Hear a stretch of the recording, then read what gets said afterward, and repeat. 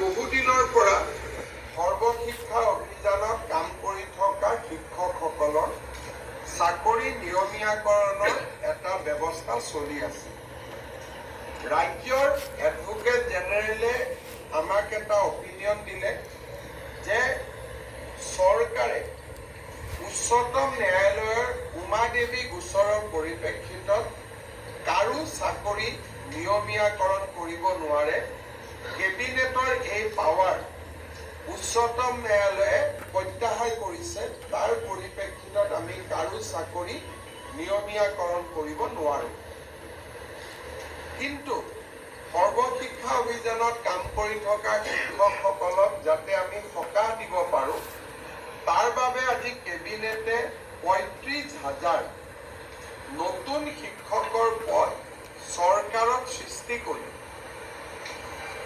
SSL শিক্ষকসকলে সকলৰ বাবে এটা স্পেচিয়েল ৰিক্ৰুটমেণ্ট ড্ৰাইভ কৰিব খুজিছে। অৰ্থাৎ এই বিশেষ ৩৫,০০০ পোষ্টত অকল SSL কাম কৰি থকা শিক্ষকসকলেহে আবেদন কৰিব পাৰিব আৰু বাকী নিয়মীয়া যিবিলাক পোষ্ট তাত ফ্ৰেছ কেণ্ডিডেট বিলাকে আবেদন কৰিব পাৰিব।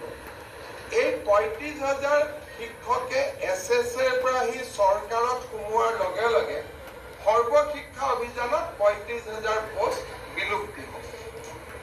অৰ্থাৎ সৰ্বশিক্ষা অভিযানৰ ৩৫,০০০ শিক্ষকে স্পেচিয়েল ৰিক্ৰুটমেণ্টৰ বাবে চৰকাৰত আবেদন কৰিব।